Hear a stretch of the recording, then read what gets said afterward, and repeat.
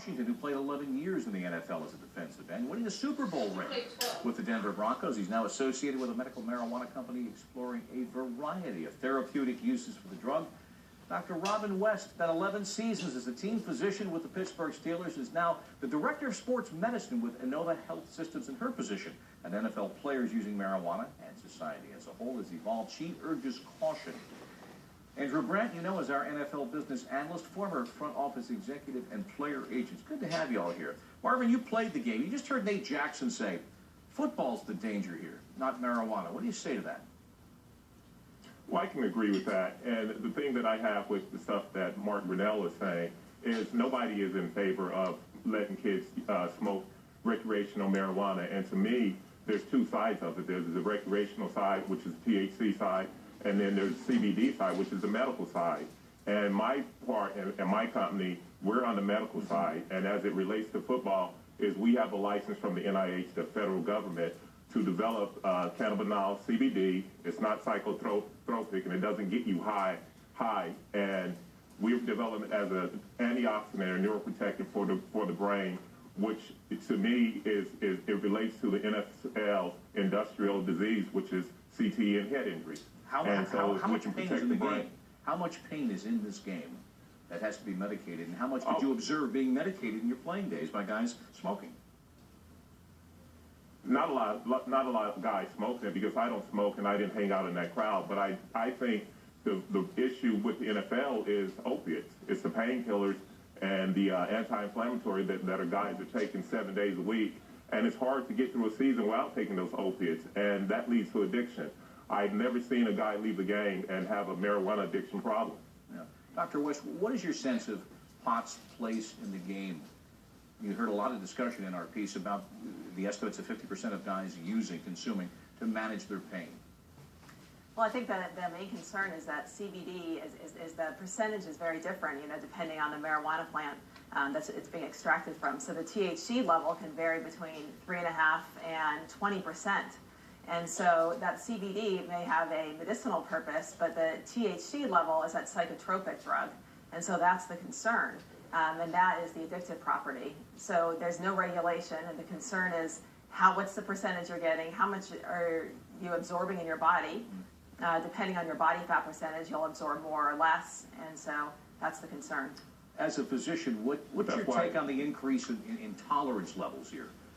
Up to 35 nanograms per milliliter. Not to turn this into Nova for science here, but it's about 2.5 times what it was. The players won this at the bargaining table. As a physician, what do you think of that? Well, interestingly, so that 5 nanograms per milliliter is the legal limit in Washington State to drive, and they've looked at testing at that, and they've compared that 5 nanograms per milliliter to 0.08 alcohol percentage. So, you're increasing that to 7 times that 5 nanogram level.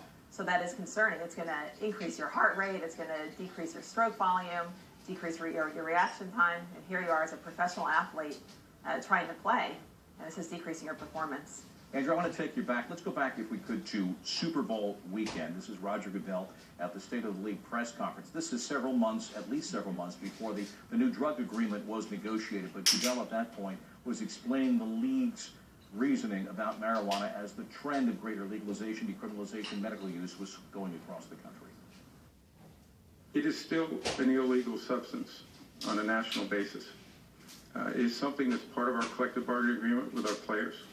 It is questionable with respect to the positive impact, but there is certainly some very strong evidence to the negative impacts, including addiction and other issues. So we'll continue to follow the medicine. Our experts right now are not indicating that we should change our policy in any way. We are not actively considering that at this point in time. But if it does down the road sometime, that's something we would never take off the table if it can benefit our players at the end of the day. So I don't see any change in the near future. So I don't know how you would define changing the policy, Andrew, but going more than doubling the tolerance certainly is in the ballpark of that. How has League Think evolved on this?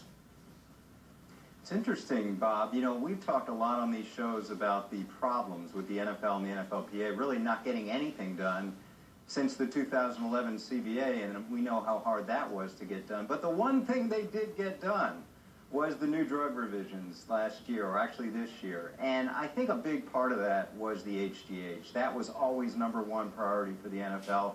They got it. After announcing it 3 years ago, they have HGH testing in the NFL, and to do so in any negotiation, you have to give somewhere, and they gave on marijuana. And they wanted to address this big concern that the union had, as we talked about, this secondhand smoke concern. But listen, as was stated in the piece, having been a front office executive, we knew this. We knew they only got tested once during the off-season program, and then there was no other test unless they were positive and put in the randomized samples. So we looked at a positive drug test for marijuana as a failed intelligence test as much as a failed drug test, because they only had the one time and they were free after that. For whatever reason, I think there's more tolerance, and I think it's, you know, having been in draft rooms, we would put a little cannabis plant on players that we knew had that issue, and it would be factored into the whole evaluation of the player. And has that changed now? Is that in 2014? Is that red flag a smaller cannabis plant or a smaller red flag come draft evaluation? Well, I think the cannabis plants for teams that use them, or whatever notation they have, are always there. I think now there's a little bit more recognition that, hey, that's what college kids do. Listen, we have a lot of general managers in the NFL right now that are honed in college scouting. That was their job. That's what they grew up doing, spending their time around college campuses. So I think there's more tolerance. I think that's league-wide, and that Roger Goodell sound was interesting that you played, because a month prior to that, he showed some receptiveness towards some medical marijuana. We're not there yet, but we've seen this tolerance with the raised standards in the recent drug revisions. And we've mentioned, Doctor, the prescription painkiller issue. There's a class action lawsuit on opioids that has been, to your mind, from your experience in the league, what is the bigger health issue? Is it abuse of marijuana, or is it prescription painkillers and possible addiction from that? I'm probably more concerned about the long-term use of anti-inflammatories and opioids. But again, my concern with the marijuana is that we just don't know enough yet. You know, once there's more research out of the long-term effects of it, and again, if we can get a little more regulation and we know exactly what's in the marijuana, because right now it's considered a natural substance, but if someone's buying it off the street, it can be laced with something, and so that's the concern. We don't have a regulation yet. Marvin, you were raising a point. I may have cut you off on this before, but you were raising the issue, and you say the word NFL, inevitably the word concussion comes up. What sort of research that your firm is involved in, the possible preventative or curative benefits with marijuana and concussion issues? Well, we're taking cannabinol, and we got the license from the NIH. They've been holding the license since 1999, and we have it now. It's sort of like a public-private partnership, and we're looking at cannabinol as a neuroprotectant and antioxidant for the brain, sort of like a mini helmet. And this is not only for the NFL, but it's for everybody in all contact sports. But this is the NFL's industrial disease. Despite it being left out of the concussion settlement, the NFL, if they want to continue to grow their game and be international and what have you, and be the #1 sport in North America, they're going to have to take care of this CTE issue. And it comes up with Daryl Talley last week, and it came up with the kid at Ohio State. This is something that is not going to go away, and we're trying to solve this issue through a natural plant, which is the cannabis plant, and the chemical additive, which is CBD. And one more thing about the doctor, that's why it should be regulated and licensed and coming through a laboratory tested, so you can tell the level of CBD and THC. We just want to clarify the exact facts in the Ohio State case, not exactly verified. But Andrew, now you've got states. You had two teams in the last Super Bowl in which recreational use of marijuana is legal. And again, if you pass that preseason test, you can Tommy Chong it up all you want during the season. Yeah, there are people asking me, is that a competitive advantage now since those teams were doing the Super Bowl? I think the thing, you know, what was interesting, the doctor talking about the comparison to alcohol, I think it has to be noted, Bob, in that negotiation in the new drug revisions for the NFL, now we have obviously a higher trigger for marijuana, but we have more severe for DUI and even suspensions without convictions. So that's something in these new drug agreements that was a trade-off. And we can debate why, but that's what the NFL and the NFLPA agreed on. That tells us something. That tells us there are relaxed standards, relaxed, I guess, concerns for marijuana use while increasing the concerns for DUIs, which I think was not punished enough and now is being addressed. But again, this trade-off was done between the NFL and NFLPA all about marijuana. Dr. West, what has most affected your thinking on this issue in the last 5, 10 years? You know, I think that as it's evolved and it's become much more of a broad topic, I used to think that it was less harmful. And as I've done more research and looking at the risk of addiction is about a 9% risk of addiction with marijuana use, and then, you know, supporting it at a higher level, again, you start getting kids involved earlier and brain development starts becoming involved. So I'm just more concerned, again, that regulation is my main issue. We've got all these drugs, we prescribe these opioids, but we know what we're prescribing.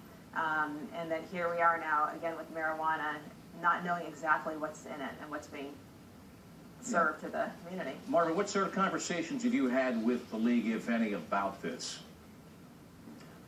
None as of yet. And I've listened to Roger Goodell, and he said they're going to follow their medical board. And we're still in our infancy with our testing, but as our testing evolves, we're definitely going to approach the NFL because they're saying they're following the science. We want them to lead the science on this because the NFL moves the needle, just like they're doing with the domestic violence issue today. There's much more awareness about it. They're running these really strong commercials about it. And so once we're at that point, we're definitely going to come to the NFL and show them what we have that's happening in our labs, and we're going to have a conversation about it. That 15 seconds, Andrew. How many voices are raised like Mark Brunell's around the league today, or is that opinion fading? I think there's that concern, but it's not fading, but it's being a bit overwhelmed by more people that are accepting tolerance and maybe even a medical marijuana as we move towards pain management. So it's coming, but it's just a question of when. Higher tolerance in the National Football We League. need more research, I think, you know. All right, the research will continue, I'm sure. Marvin It's a Washington. mature conversation. Yeah, well, thank you. Hopefully we had a little bit of that. Dr. Robin West, Andrew Brent, thank you so much for being with us outside the lines. And continue the conversation on our